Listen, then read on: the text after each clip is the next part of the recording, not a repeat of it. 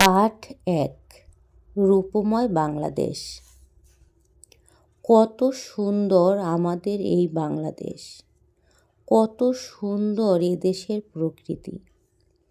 এ দেশের চারিদিকে সবুজের সমারোহ, সবুজ গাছপালা, ফসলের ক্ষেত, গাছে গাছে কত রঙের ফুল, কত রকম ফল।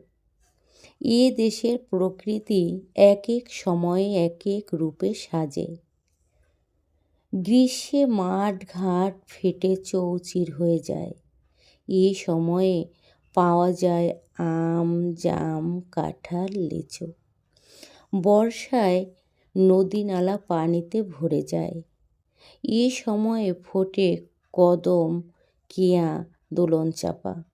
শরতের আকাশে সাদা মেঘ তুলোর মতো ভেসে বেড়ায়। এ সময়ে নদীর তীরে সাদা কাশফুল দেখা যায়। এরপর হেমন্তে ধান পাকে, সোনালি ধানে মাঠ ভরে যায়। শীতকালে উত্তুরে ঠান্ডা হাওয়া বয়, গাছের পাতা ঝরে।